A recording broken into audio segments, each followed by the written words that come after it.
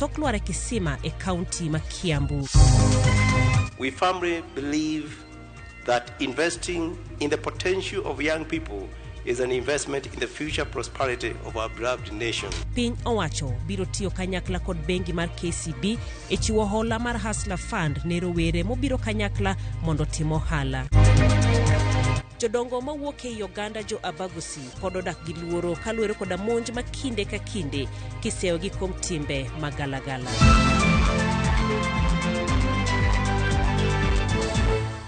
Machiegni weche manyien mago OIMORE nyinga jailieta jaloko marwa en Wilson Ochuka Jakabuoch. Parni wechegi bende iluoko kale Facebook page marwa mano RAMOGI TV, ka bende nyalo luo Facebook page mara mano jailieta. Hichwalo una ote mage lai marwa mar ote machok ma en ariyo adek auchiel nono. Wachako gi wach kuyo kuma mor mar arus kawuono lokore liel ne familia moko tok auchiel kuom ji 11 wito ngimagi tok lware kisima komane gidhie nyombo. Joma moko pod medo yudo thieth masirano mano timore e gweng' ma Kihunguro maidore Rewiru e county ma Kiambu. Sa 5 mar okinyi makawuono, odiochieng' mane nigi mor kod geno mar wako joma moko e familia olokore liel e gweng' ma Kihunguro county ma Kiambu. Ilikuwa tusherehekee sherehe ya harusi, hasa imerudi imekuwa matanga, hasa ni huzuni kali sana. Jogo mane dhi nyombo nochopo e dalane gi wer kod miel e wikisima mane oum kod kidi. No ging'eyo ni masira biro. Kaka ne gimedo miel kod kwan ji mane medo idhe wikisima, nomiyo kisimo senyore kendo ji 17 lware ipi. Tulisikia watu wakipiga nduru. Kashidwa nini naendelea. Sio tukaingilia. Tukapata ni hiyo mambo imetendeka. Hiyo tanka haikuwa imejengwa mzuri, hiyo ni jambo la kwanza. La pili ni kama wale wenye walikuwa wamesimama pale juu hawakuwa wanajua hii hajajengwa mzuri na wanaweza kusimama pale juu. So venye walisimama ikaporomoka. Wote wakazama ndani. Chenro mar reso geno chakore mapiyo ka josim mach kod obila mar Ruiru no nyalo reso ji 11 kanyo. Kata kamanero, nyathi manyako to no yud kowito ngimane ka mine mamoko 5 owito ngimagi ka giyudo thieth. Tulifika pale, tukajaribu kuokoa maji ikakuwa mingi, tukaanza kuchota na ndoo. Tukapunguza mpaka venye ilipungua, nikashuka ndani. Nilitoa mama mmoja kama amekufa na mtoto. Komanda mar obila ma Kiambu Muchangi Kioi owacho ni joma no wito ngimagi no tho kaluwore kod gado pi. I've confirmed that the total number of the ones who entered into the bow are 17, and we have already lost 6 lives. It's so unfortunate, and I'm sending my condolences to the bereaved families. Among them, we have 5 females and 1 child who was aged 16 years. The physical planner and the planning team, so that they can come and see the materials, the way the bow was prepared, whether it was prepared in the correct way or they followed the proper procedure or it was not a procedure. Otherwise, the investigation are ongoing, and I'm very sure we shall come out with a person to blame so that we can do prosecution. Kaluwore kod joneno, maromo ji 30 ne ni kanyakla e nyasino e kinde mane masira otimore. Wale watu ambao walikuwa wamekuja pale kusherekea ili watoe msichana ndani ya nyumba kwa furaha, wakao wako na uzito. Ni kama hapo mahali hapakuwa pametengenezwa vizuri na kukabomoka, wakaanguka ndani watu 20. Piny owacho olando chenro mar medo kwan joma osebedo ka yudo kony mar omenda mar inua jamii kowuok e ji 1.2 nyaka ji 2.5 e bwo higni 3 mabiro kaluwore gi singo mane jatend piny William Ruto ochiwo. Chenro ni dhi chakore tarik 1 dwe manyien e kuonde od bura duto ma pacho kae. Chris Owino miyo ler. Kaluwore gi ote mane ochwal ne ute fwambo e okang' mokwongo piny owacho geno ndiko nyithi kiye, jodongo kaachiel kod jomong'ol maromo 500 bang' buch 10 migepe podho chenro makamano tarik 8 dwe mar 8 higani. Chenro mandiko ji manyien dhi chakore tarik 1 dwe mar 9 e higani e kuonde chung' od bura duto ma pacho kae, kendo piny owacho geto ndiko ji duto man kod higni 70 kadhi nyime, nyithi kiye, jomong'ol kaachiel kod joma ng'ao. Jatend piny William Ruto E romo mar Inua Jamii mar dwe mar Ang'wen higani ne osingo mar medo kwan joma osebedo ka yudo kony mar omenda e bwo chenro mar Inua Jamii kowuok ji milion 1.2 nyaka ji milion 2.5 e bwo higni 3 mabiro. Ji manyien ma idhi ndiko dhi kawo kar jokanyo machon maromo 190,265 ma nyingegi osegol e rejistra mar chenrono kod piny owacho. E kidieny mokwongo mar nyithi kiye, joma dwaro kony ma kamano nyaka bed ni wuok e ot man kod nyathi kich kata nyithi kiye. Poni in ng'at modak kod nyathi kich kata nyithindo mochando, nyaka bed ni in ng'at mok nyal tiyo tijene mapile ka pile kaluwore kod rach mar ngimani. Anyuola mageno yudo omenda ni bende nyaka bed ni onge kod ng'ato ma yudo kony machielo kowuok e sirikal kendo nyaka obed ja Kenya. E kidieny machielo mar omenda mar jodongo, ng'ata mageno yudo kony ma kamano nyaka bed ja Kenya ma jahigni 70 kadhi nyime kendo nyaka obed kod opande mar Kenya matiyo. E komachielo, chenrono bende dhi siro joman kod ng'ol, kata kamano nyaka obed jal man kod ng'ol marach mamone tiyo tijene mapile ka pile e yo maber. Ng'at ma kamano ne ok oyud kony machielo kowuok e sirikal, ok ochamo omenda mar aheri kendo nyaka obed ni en ja Kenya. Chris Owino, Ramogi TV, Nairobi. Jatend piny William Ruto romo kod nyawadgi ma piny South Sudan mano Salva Kiir e kar jot mare mantiere boma ma Nairobi. To e kind jotelo ariyo go nomulo weche mag dongruok e kind pinje ariyo. Ruto olero ni Kenya kod South Sudan biro dhi nyime gi tiyo kamoro achiel mar bero pinjego. Jotelo go bende ne loso e wi chenro mar Lapset. The Republic of Kenya want to know so that I can expedite this on the African ministers. In our discussion, we recalled South Sudan and Kenya time-honored and strong bilateral relations and emphasized the need to coordinate our positions on regional and global issues. We agree that these relations provide an avenue for our two countries to enhance mutual cooperation in areas of mutual interests. Your Excellency, again, I think our ministers for infrastructure have agreed that we support the extension of the road from Kenya all the way to Juba, that we work with the World Bank or other institutions that are willing. I think the World Bank have shown interest, and that road will be a trans-boundary road connecting our two countries as part of the Lapset corridor. Jagoro mongirore migao mar arita Raymond Omolo ojiwo jodak ma Kakdhimo mantiere West Karachuonyo County ma Homa Bay mondo kaw thuolo mar mbolea manengone yot kendo gi pur. Omolo mane lose kinde manochope nyasi mar alam mar kiche kanisa mandiru SDA onyiso ganda mondo ogol wach mar ni gweng'gi ok chiegi kendo ket maino margi e pur. Piny owacho noduoko chien nengo mbolea manengono yweyo nyaka siling 2,500.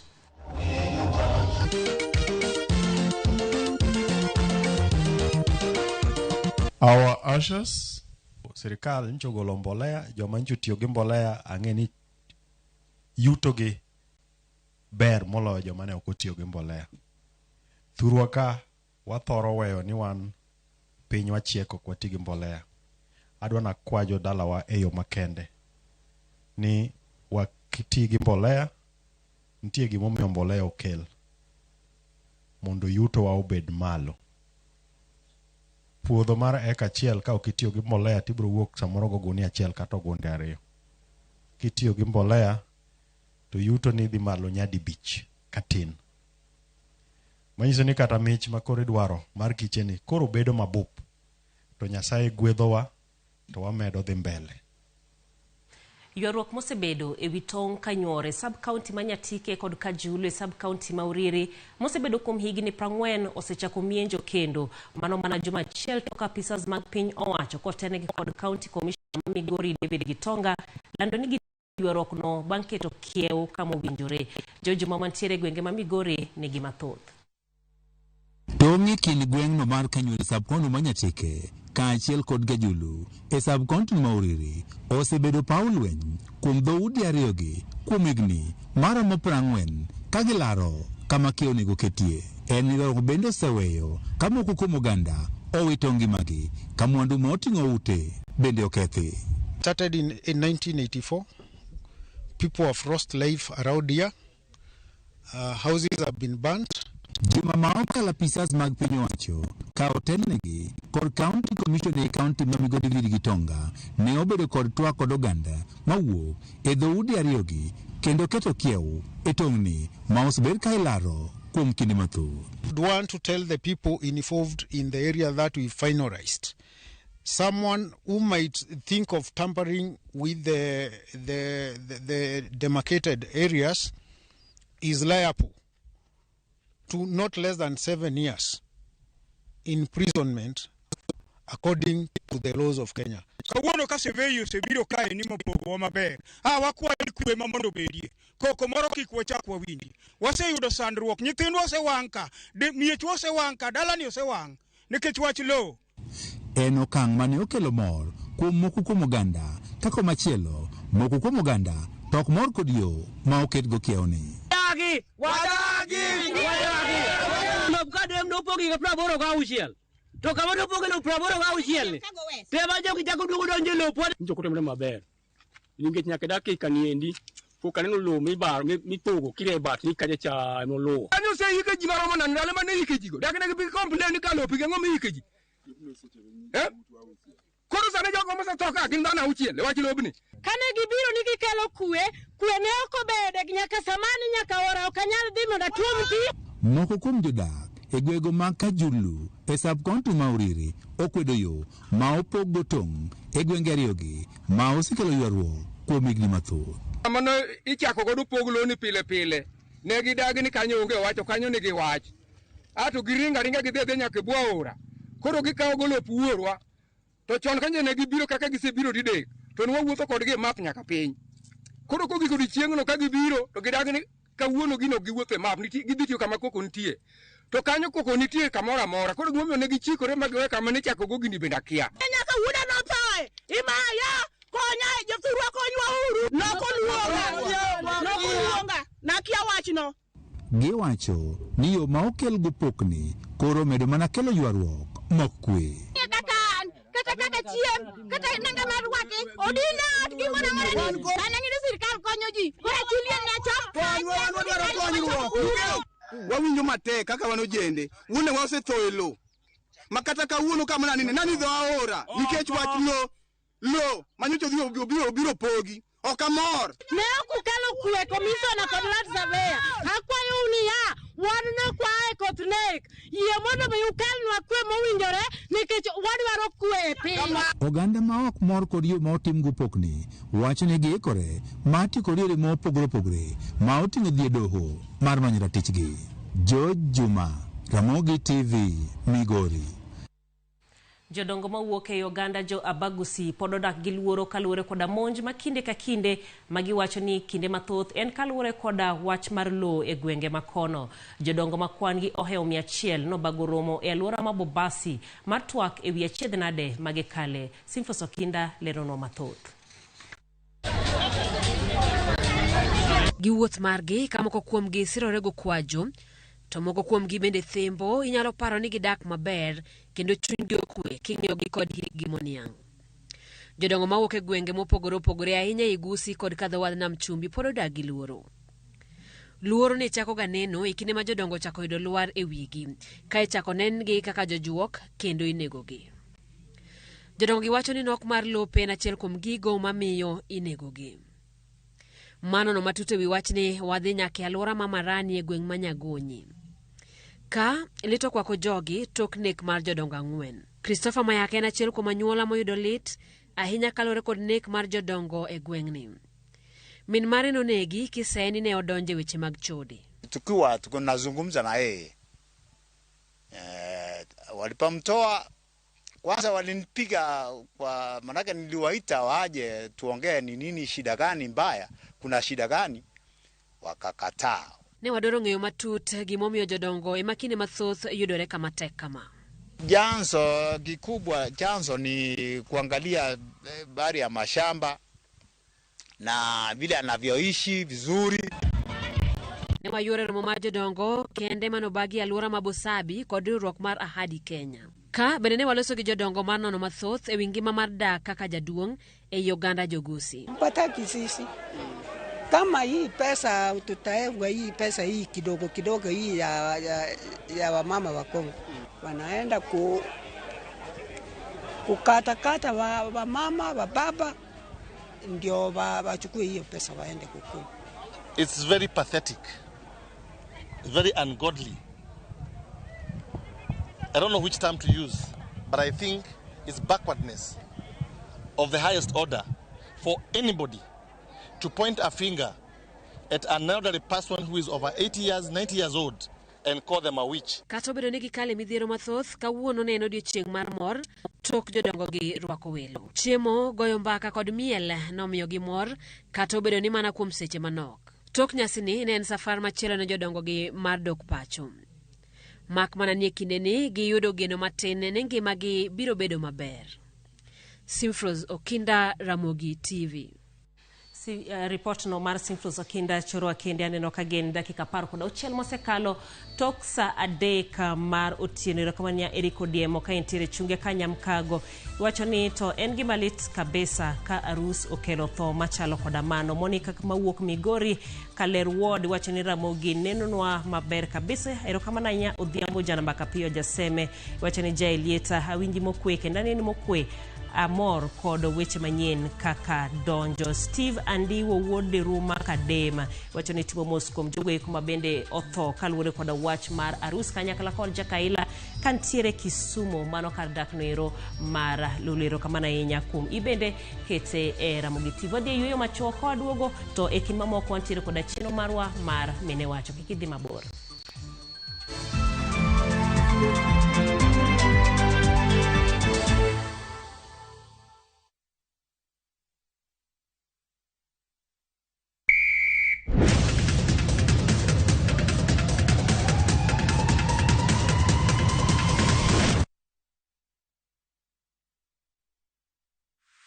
Is bad breath getting in your way? FreshMed mouthwash is formulated with fluoride and essential oils designed to fight bacteria that causes bad breath and tooth decay, working to give you a stronger enamel, fresher breath and healthier gums. For better oral hygiene, try FreshMed today. Available in ice mint and spearmint flavors in all outlets near you. From Tropical Brands.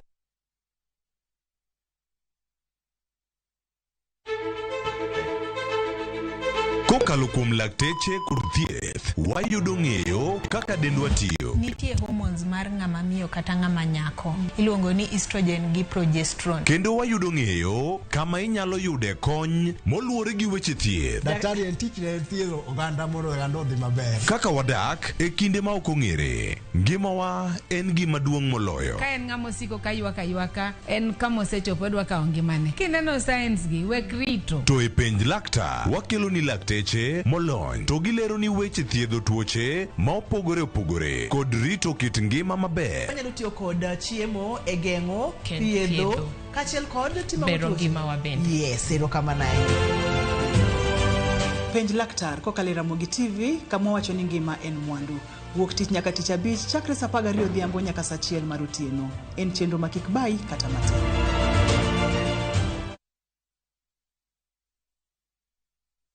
It's another holiday and the little ones will be all over in your space. Why not let them meet Tilly, AJ, Kim and Pendo for some great inspiring stories in the Hummingbird Tales. You know, as we grow up, We can change what we want to do. And for parents, sit back and let the little ones enjoy their favorite cartoon on Viusasa, the safest place for kids' content. There's a lot more to learn. Dial *487*1# or visit viusasa.com to renew your subscription.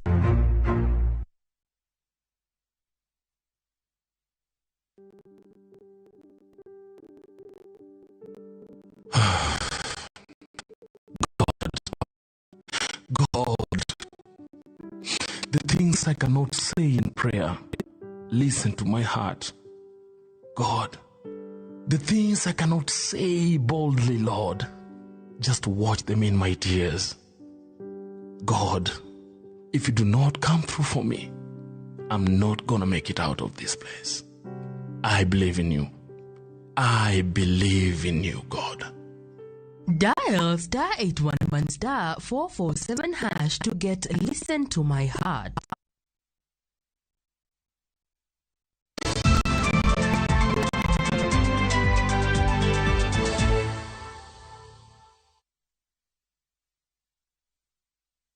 Chenro mar somb nasari miluongo ni ECDE nomi counties mondo ota tok chakruok katiba manyien e higa 2013. Tayo somo ni osebedo kod songa mathoth e weche mag kuonde tiegruokgo puonj kanyakla kod chudo mar jopuonj. Lipod Senate mahiga mokalo noyango ni mag ECDE noidho gi atamalo 14.5 mano kochakore higa 2023. Kata kamano mano wach mabende wadhie bang' kinde machuok. Kapok wadhie wach mar twak marwa en jodak ma Koweru sub county Manyatike dwaro mondo piny owacho oger kuonde tiegruok mag ECDE kod junior secondary magi wacho ni nok e gwenge makono. Kamano bende gidwaro mondo ket stima e alworano mabiro konyo e chwalo kendo jiwo weche mag somo. Kotenegi kod jadolo George Moti gikoni jonyuol kod jokanyo mamoko e sekta mar somo omed siro puonj e gwengego. Kaka ne JSS obedo domicile e side mar primary, wan girem korka classrooms. Wayudo ka classrooms mane watiyo kode primary ema jo JSS tindo kao tinde somo. Kayudo ka most of the classes some under the tree. Koro manore mwaneno kanitiere makane wadwa mondo mikane sirikal ne nyalo konyonwa to nong'inwa mano. Gweng'wa ka wan gi nok mag skunde mag ECD kaachiel gi mag JSS. Koro e Nyatike waka waneno ka mano pod ni chien kendo ne wakwayo ni kaber to sirikal mondo koro omednwa kar tiegruokgo mondo jo ECD kaachiel gi JSS skunde gi omedre. Koro wanyalo yudo kaka mano nyalo jiwo somo e gweng'wa ka.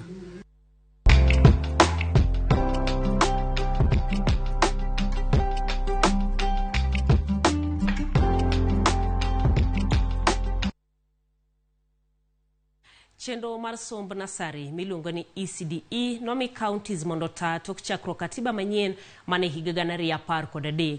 Tayo somo ni osebedo kod songa mathoth e weche mag kuonde tiegruok go, bedo gi nok mar jopuonj kanyakla kod chudo mag jopuonje mag ECDE.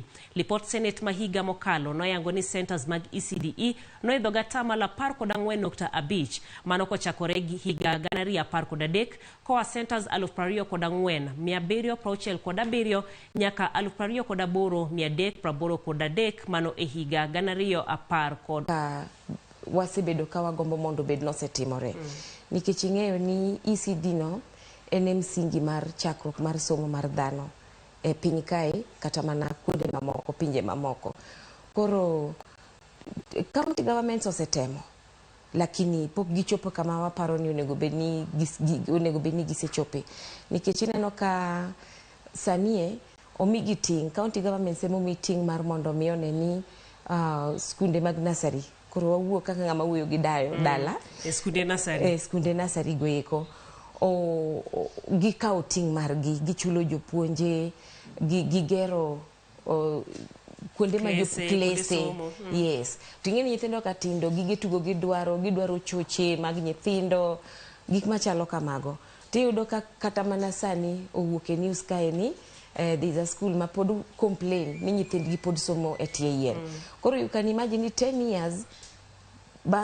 years ka wantiere gi devolution government to gi county governments I mean devolution powers mag devolution omigi to iyudo ka pod nyithindo sometie yien. Ing'eni ok en gima ber, ok en picha maber kata matin. To ma nyalo wacho ni timore nikech sa asaya ma awach ni sirikal mar county governments ochakore to nitiere ga gimiluongo ni County Integrated Development CIDP. CIDP. To kanye ma ikete ga mpango mar ni higni 5 mabiro wadwa timo ang'o giri. Basto gin dongruok mage madwa kelo n'oganda. Koro ka gisebet piny ma gisewinjore to kendo sama higa chakore kaka koro sani higa nyoto osechakore, nitiere counties moseloso annual development plan margi to moko bende pod loso, I don't know, but ang'eyo ni ng'eny gi onego bed ni by now gintiere gi plans aina go. Koro asto iye kanyo nitiere ga nyaka emerging issues, tiende ni any other thing ma county nyalo gombo mondo omede iye kanyo.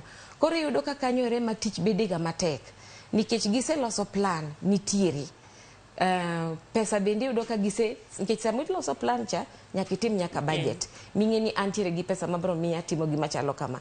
Asto kanyere ma koro yudo ka koro chochni chako bete gwenyruok bete nikech koro gigieki ondik gi gintiere plan kacha.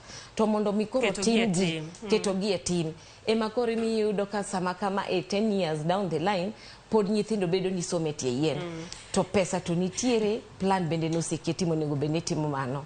Dibed ni mano ema bende umiyo ng'iyo lipod Senate e weche mag somo higa mokalo. Kagiwacho ni koro counties onjo bed ni keto atamala 10 mar budget gi odhi e weche mag ECDE. To anya paro mana machiegni dweche machiegni kendie counties kaloso budgets mekgi to kawinja ahinya komul wach ECDE ni. Ing'iyo weche mag pur, ing'iyo weche mag thieth, eto chalo ma ojwang'. Bedo ni nojwang'e no, ema mino ka koro Senate kata mana nyocha county government o kisomo Early Childhood Development Education Act ma 2021 o wacho maber kabisa gik monego bedni o wacho maber ting ma county government nitiere godo kachacha mondo mi gigi bedni nyalo bedo ni timre. Koro yudo ka samoro ena jwang'o. Ing'e gimi jwang'o en gima ing'eyo lakini to kidwa timo. Ting'eni ma bende samoro timore nikech jok ma odak e gwenge gi. Awach kata mana ni e ward kuonde ka jopiny, waluongi dichiel ni jopiny. Jopiny bende ojwang'o ratiro margi. Ung'e maber ni un gi ratiro maru to ujwang'o. To at the same time iyudo ka abro blame nyaka MCAs nikech one of the roles mag MCAs e gwenge wa kuchuchu kata county governments kachacha en onego bed ni gitimo gimiluongo ni oversight. Donge ne giseloso plan the 5-year plan mar development. Aye gichagi kendo koro gipik gi every year watimo mane mago bende nitiere kacha. Bende giketo piny to giwacho ni ma osetim to ma pok otim to otime nang'o. Yes. Koro yudo ka MCAs gi bende gifailwa nikech ok gitim oversight role margi maber mondo mi gigieki obedni nego no pange ni timo gi to kotimgi. Yes. Wach mar jopuonj bende ng'eni duong' kae nikech e kinde mokalo waneno ka jopuonj mag ECDE mokwongo ywak ne chudo odhi motemo mantiere counties moko ma bende koro nogologe e wach mar contract nikech thoth gi wachore ne ntiere e contract. Mano iluongo ni kum jopuonje ECDE mondiki gi counties gin 42,547.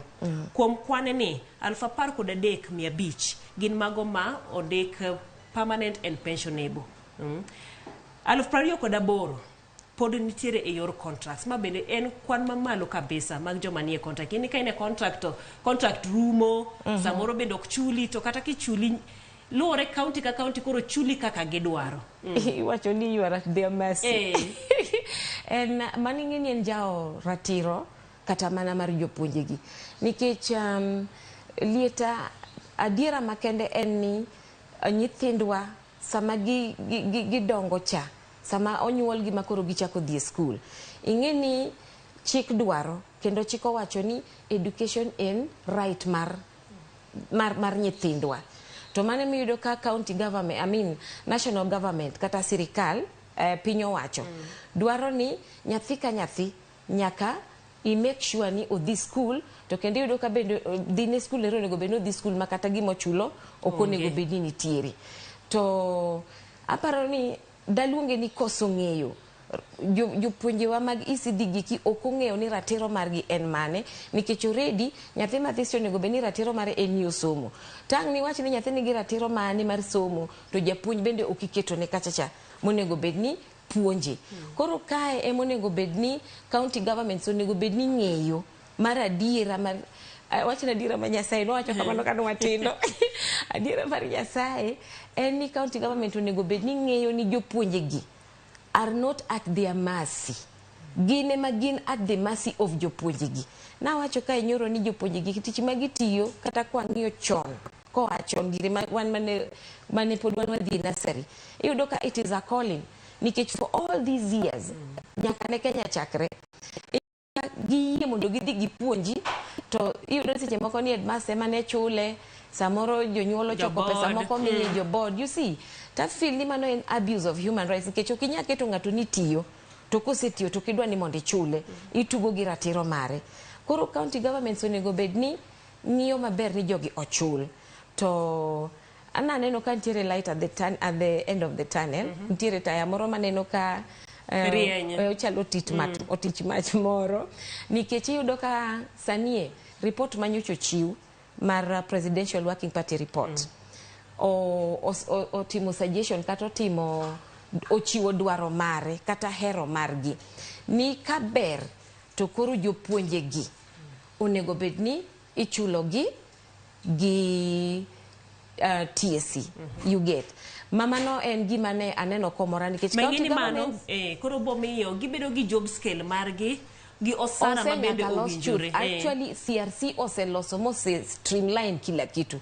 Tingeni ma koro timore nikech pare ni county kuchocho governors omiu teko mar mondo undik jou e gweng'u ka undik nyithi nikech ng'e sami ndike permanent and pensionable magi nyithi Uganda u to mane momiyo nwadwaro devolution mondo pesa odhi e gwenge tich mondo odhi e gwengewa to koro governors no dhi mokete tugo.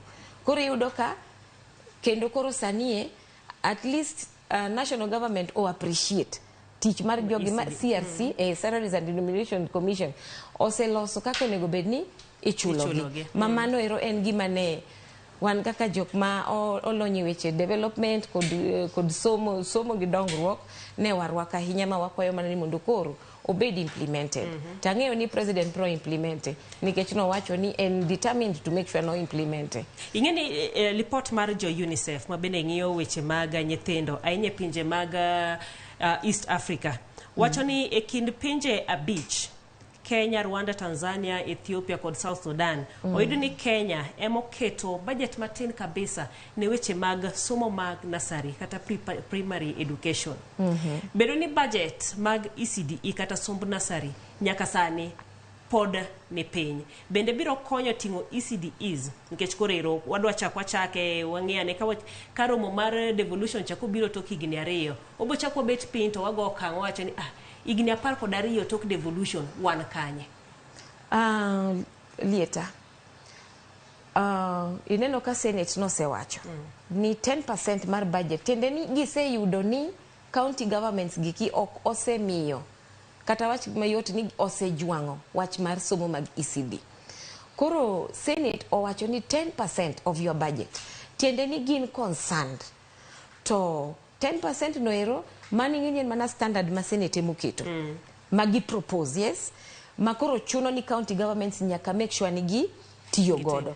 To awacho ni any governor kod MCAs meki kanyalo bedo ni gin serious gin gi vision tinyalo yudo ka ginyalo yudo kata mana pesa moko ma bende nikech gin gi powers osemigi chuth ma ginyalo medo godo pesa nyiri mondo mi giger gi make sure ni gitimo anything all the things manyalo timre mondo mi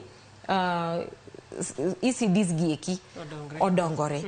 To eminiyo kana ywak ni MCAs ema kelo shida nikech kapo nono ing'eni samuloso plans meku in a county kata okay wawach ni MCA en representative mar ward donge ing'eni ene monego bed ni ong'iyo ni to e ward nacha ang'o giri madwarore adwaro skunde maromo nadi nursery nikech pare ni nyathi nursery yudo ka nyathi samoro wuotho kata mana 4 kilometers odhi lawo skul kuma nitiere kochopo kuchucho osometie yien kore wanda lakini amominyo kanyisi ni 10% no okoromo to kaka UNICEF bendo wachono it is still not enough to mondo mi giwache tiende ni giwuoro gimomiyo wajwango wach mag ECD gieki koro an ginenda ta feel nikech nitiere budget to gi any other emerging issues tiende ni weche manyalo wuok sani koro kaka koro giseng'eyo ni wach ECD ni en wach makoro en serious ginyalo medo pesa gin kaka county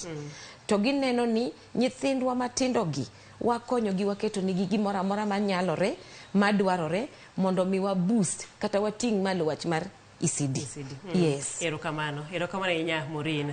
Inyisa kendi ni sawa oserumo to wach mabende winjo kitieko godo en wach mar medo omenda kata keto omenda motegno mano mar jiwo somo maga nasari kanyakla kod jopuonja magi mabende wang'iyo kendo wantiere gi geno ni toki gini ariyo ka dhi chako bet kendo to wawacho ni kendi koro wasetimo dwach UNICEF wasetimo dwach Senate kanyakla kod kete tim paro mar jiwo weche mag ECDs kero kamano maduong' wageno ni obobedo kodi kendo odiochieng' mamoro ka medo nono weche mamoko mag somo mano kanyero e chenro marwa mar mene wacho odhiambo makawuono.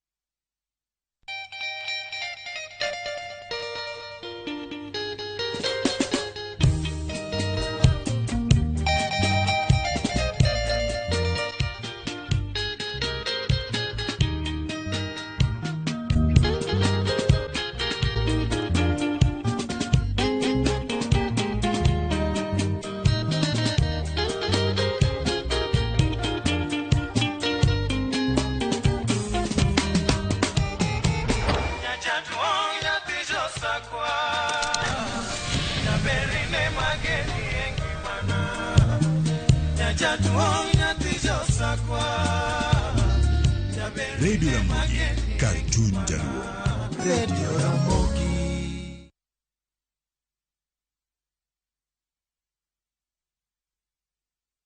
Ouru Superstores Limited.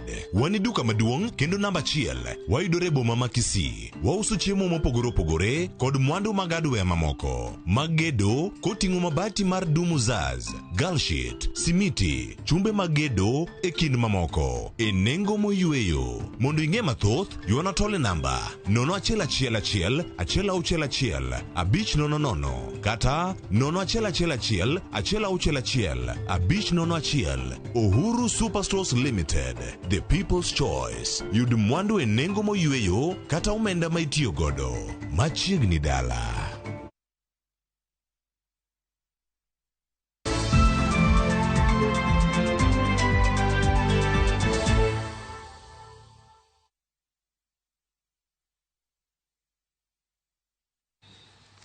Piny owacho biro tiyo kanyakla kod bengi mar KCB e chiwo hola mar Hustler Fund ne rowere ma obiro kanyakla mondo kaw hola kata kaw ohala. Chenro ma kamano biro bang' bengi no tudore kod riwruok mok mar piny owacho mar GIZ e chiwo tiegruok ne rowere 3,500 e chenro ma vijana tujiajiri. Mana kaka Edwin Okoth leronwa okang' ma kamano koro en ranyisi mar kit hola mar adek ma inyalo chak chiw kokalo e agulu mar Hustler Fund.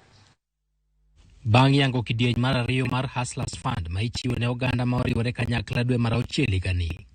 Piny owacho koro lieko yango kidieny mopogore mar hola no mabiro geto rowere ma oseyudo tiegruok kendo dwaro chako helni.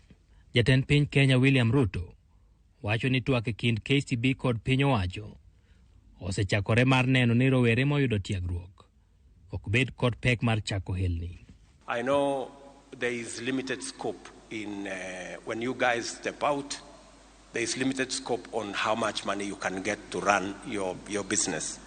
I will shortly have a discussion with the KCB to see what is it that the government of Kenya can do so that you people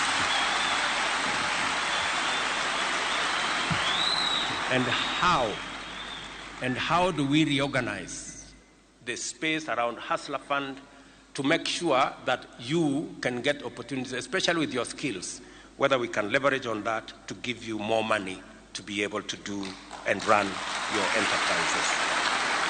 Jatend piny Kenya no ma oseketo mahino e medo omenda ma iketo ne migawo mar somo koro wacho ni mano en yo achiel maneno ni somb rowerego ok odhi nono. Hustlers Fund ma osechiwo ma ok tin ne siling bilion 30 ne ochak e giko mar higa mokalo ka jogo mokawo hola e yor ong'we yamo bende yudo thuolo mar kungo. Jakom bengi mar KCB Joseph Kinywa ne orwako chenrono ka wacho ni chieto ma jiwo yuto mag rowere en achiel kuom yore ma inyalo tiek godo dhier e pacho ka. The KCB group remains dedicated to supporting initiatives that empower the youth. We firmly believe that investing in the potential of young people is an investment in the future prosperity of our beloved nation. Development in Africa cannot happen without them. Economic growth cannot happen without those small business enterprises. Sustained socio-economic paradigm shifts cannot happen without them. And poverty, if we are to eradicate it, cannot happen without the small business enterprises. Kwan mag jo Kenya maonge kod tije osebet ka medore higni 3 mosekalo. Ma ok tin ne ji milion 3 manyo tije. Kama oingo nus mag jogo gin rowere mane kind higni 20 nyaka higni 29. Kaluwore kod duol mochung' ne golo kwan e lo piny owacho KNBS. Edwin Okoth, Ramogi TV, Nairobi. Noroch ratiche ka en jahigni 12 mogamo ich mohew gino mane omiyo oweyo skul koja klas 6. Waloso ewi Melda Oyinga. Tok mako ich nokale midhiero mopogore bang' donjo e keny momondo. Jafwambo marwa Mombasa George Aoko pimono sigand Melda masani jahigni 34 kendo ikore ne timo penj mar klas 8 bang' yweyo kuom higni 21. Jama e kar chung' od bura malikoni Mombasa. Kai ne ayudo Melda Oyinga, miyo ma jahigni 34 mong'ado mar dok e sikul e klas 8 higni 21 bang' weyo sombe e klas 6. Is 6, still inside the bracket. So we'll be having 5. Melda pimona ni noweyo sikul ka en jahigni 12 bang' jago moro rocho ratiche mochweyo weye koyach. Koro nokawa notera mondo adhi aregi man adhi notera marego to sano sedhi makoro nen piny lil koro kama. Koro kaka no arego no tema no dhi ma tim ma kwero no timore ma ichigo dhi owuoke. To kata bang' nyuol e yor pala, nyathine no ne okobulo ng'or bang' tuo gore kuome. Kwachopo hospital time no sedhi, sano sekadho ahinya. Nyathino osehinyore ma nokothiedhe. Wachopo Homa Bay e line kapode waluo kaka dang' rwake ward. Nyathine chunye ochung'. Bang' mano, ngima ne ochako bedo ne matek ni mar ne orwake e keny momondo. To kaluwore gi hike mane pod tin, keny mare mokwongo gi mar ariyo ne otore ka en jahigni 14 kuma ne obire Mombasa. Ne yuora ma jod nyamina ni omiya ng'ato ni koro kakora pana jaika ma 14 ma chi ma 15 aparo. Koro ng'ani ne en ng'at moro ma apani ne en gi sunga moro e chunye nikech en ng'at ma onyalo bira ma onyalo nindo oko kohero, onyalo duogo, onyalo biro gi nyadende machielo bedo go achiel kineno to be ok ne ka en gimoro maduong'. Kai ema gombo mar dok e sikul ne ochako donjone, to kata kamano onge ng'ama ne oikore mar jole e sombe. Chunya ma yena gombo somo. Koro nanyalo dhi e tok skul ne iluongo Potris. Nadak machiegni gi skul. Koro gokinyi ka nyamin osewuok taringa dhi abede tok classes. Awinjo kaka ji somo. Kapok break ywak mondo ji wuok oko taringo mondo kik gifweny na somo. Natemo lakini koro naneno ka ok ayud gimoro amora kaka en. Ne ochako puonjore suko mochweyo yawo salun mare, kaeto bang' higni buora to ochako donjo e keny machielo. Ngima ne obedo maber gi jaode nyaka e kinde mane laktache oyangore ni ok onyal yudo nyathi. Ma ne otimore mana e kinde mane oparo ni oyach, kendo ne gisechako timo ikruok mar nyiewo lep nyathi. Adhi osiptal, koro bang' pim ema daktari nonyisa ni chandruok ma in godo mondo mi iyud nyathi, operation mane timo mokwongo cha nitiere kaka ni inyori, ma nyaka dokni timni surgery ma ok en matin, obiro garimoi pesa mang'eny ma nyaka ijipanga mondo kichak process. Koro sano to yudo ka jaoda en otiyo mabor, en ong'e maber ni warito nyathi. Luoro mane en godo en ni keny mare mar adek ne kidek kethore nikech ok onyal nyuol, omiyo ne ong'ado mar dhi manyo nyathi e kuonde reso nyithindo ma jonyuolgi ojwang'o e bwo chenro midendo ni adoption. Koro natimo atima gini kenda ka wacho e chunya ni wakwonga tima kwonga yud nyathi, koro abiro nyise kaseyudo nyathi, kohero koyie rwako nyathi sawa, to kotamore nyathi an gi biashara abiro rito nyathi. Koro nachaka kenda nyaka chopo kuma dakika ma koro mogik go ema koro yudo papers ge mano miyo ng'e gima dhi through. No ofwenya kapok ayudo nyathi. Nitie gima namanyo, then I happen to check in bag ne, tapo kana yudo document manayudo ne mar daktari to gi document machielo. Koro machielo manayudo ni ne nigi papers mag adoption. Kanyariambo, it was a bit shocking. Revelation chapter 22 verse 6 says, Then he said to me, These words are faithful and true. To bang' luwo chike duto mowinjore, ne omigi nyathi ma jadweche 4 ma gisepidho nyaka sani jahigni 5 kendo nitiere e grade mokwongo. Jakwat male, jakwat maderi. Samidhi e home kama gintie cha, gichalo joma gionge gi geno makiny. Koro kang'iyo nyarani kaka ne en to gi kaka en sani, miya mijing'o mar chako adopt nyathi machielo. Morgi maduong' en talanta mar wer ma nyathino ni godo, ka an bende ne otemo puonja sign language. Put down. I put down? Like A. Yes. Then you add 1. Then you put the I put this way. H. That is H. Then Nathini kwa kawe e dweche matin mag dweche 5-6 kama. The only gima ne nyathini chako puonjore wuoyo en lemo. Nonyalo koni baba ni kombe. To boga amen. Koro gima medo miya here kabisa mologi te ni Nyasaye ohero mologi mora mora. Ng'ama ok yud nyathi winjo malit e chunye, ma kama ne gime chaki tuomo ne sate nyong'ane. To ka in gi nyalo mar adopt nyathi, nyithindo gi gin nyithindo ma onge chandruok mora mora ma gin go, inyuolo gi gin dhano ma Nyasaye mochweyo. Makosa en mar ng'ama wite kata ng'ama ojwang'e. Koro en kisekawe mimiye odgi, nyathino ni sawa gimikete wiye mobro bedo go.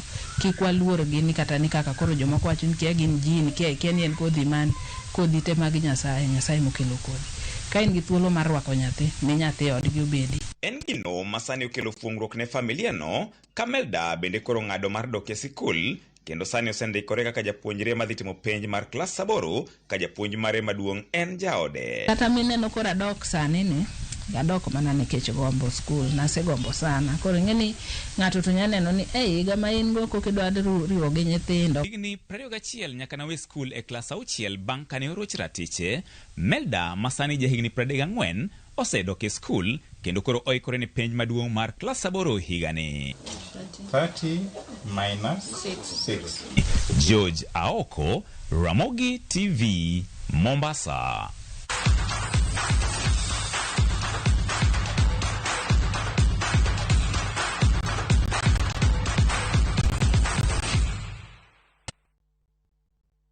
machiegni paw tuke kuma Kibiwot Kandie kod Naomi Chebet jaloch mag tielo mar adek mar Kirdam Half Marathon korka joma chuo kod joma mine. Piem makamendi notimore e kaunti ma Baringo. Kandie manoloyo midila mar silver e ng'we kinda ma piny ngima nowe oko e tim mar Kenya masani ntiere piem mar lar osimbo mar piny ngima mantiere boma ma Budapest e piny Hungary. Joloch ariyo go moro ka moro noyudo omenda aching maromo $250,000. Tukego manosir kod kambi fombo mar Royal Media Services geto mar medo rita luora makare e gwenge mathurka.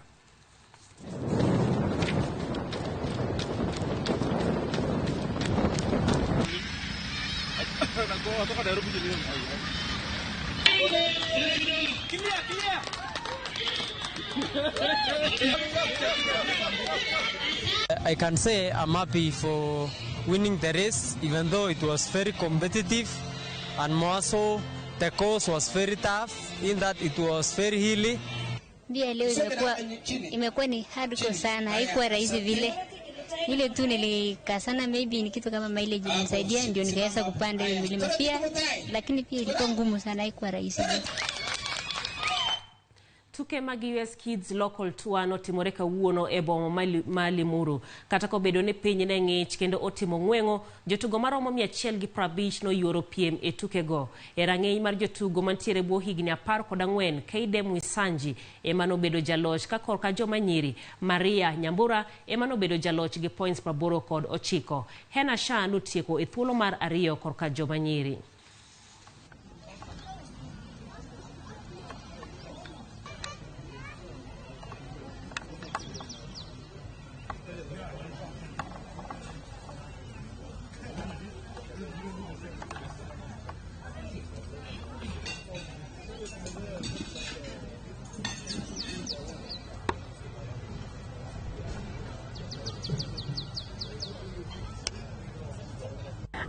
I would consider it not very good today, but I'm happy that I came first. Yeah, the weather today was not good. It was very foggy and I couldn't see anything, so I was just hitting and hoping for the best. No, I mean I hope to play like better, but I couldn't control the weather. Okay, so I've been in school most of the time and I continued golf on Monday. And I'm happy that I won today. The competition today was kind of tough because of the fog and people are not even able to see in front. So it was kind of hard, but I still got a good score.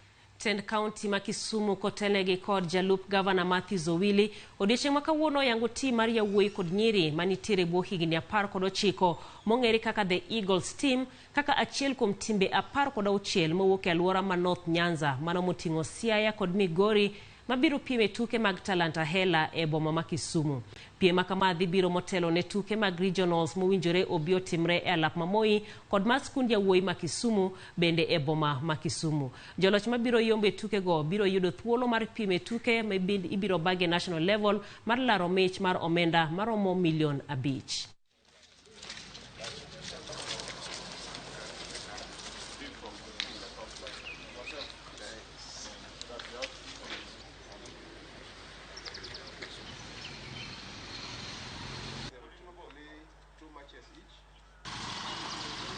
Wabiro ka mondo mi wachaka yanga kata mondo mi wa flag off team marwa mar under 19 ma koro dhi represent county ma Kisumu e North Nyanza ma wanie gi jo Siaya to gi jo Homa Bay to gi jo Migori. Kwa seloyo ka to wadhi gocho e national level. Tang'eyo ni team ma Kisumu nche no seloyo kane wane Luo Festival kendo kata mana ma wane mwadhi loyo mondo mi wadhi represent North Nyanza Nairobi mondo nyithindo matindo gi okel gimiluongo ni pesa maromo 5 million. Maduong' ahinya mwawacho negi en ni ma bende manyalo bedo chakruok mar career margi e weche mag tuke. Wang'eyo bende e piny mangima sani jotuke mag adhula ema sani bende koro yudo pesa mang'eny moloyo king'iyo weche machalo kaka mag Premier League. To gin kod thuolono mar go adhula maber ka wa support kaka county kaka professor noseketo mise machalo kamano mondo mi gi exploit their potential gibed ni ginyalo tugo mondo gidhi kuonde mopogore opogore gikelnwa pesa. Ours is to wish you all the best. And remember that all the teams for Nyanza North is playing here in Kisumu. So it is like you are the host. So kindly ensure that you retain what is ours. Of course, Kisumu is always known for winning. And I believe you are going to win. Sindio? Yes.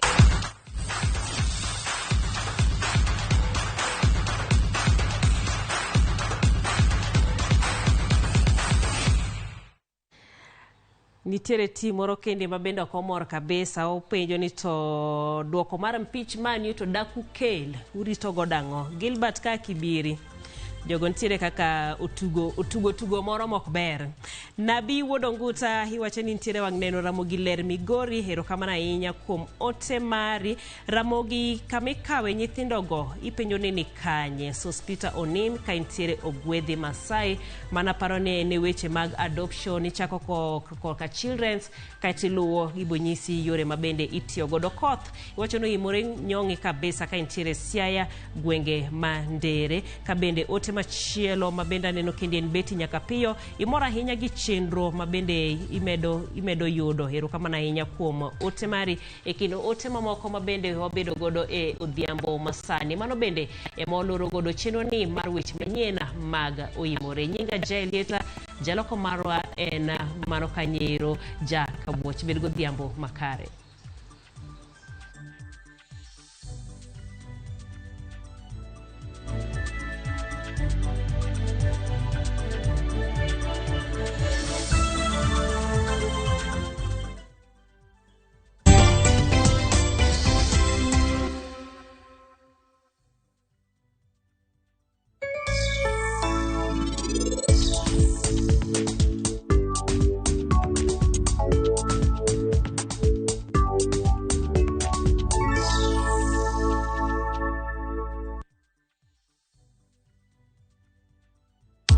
Sasa kwa tao moja tu unaweza pata third party cover for your private motor vehicle valid for 30 days. Say goodbye to expensive motor vehicle insurance. Pata bima kutoka Direct Line Assurance. Kujisajili bonyeza *487#. Weka namba plate ya gari yako, ID namba yako, email address yako na ulipe thao moja tu. And your digital cover will be sent to you instantly. Collect your sticker at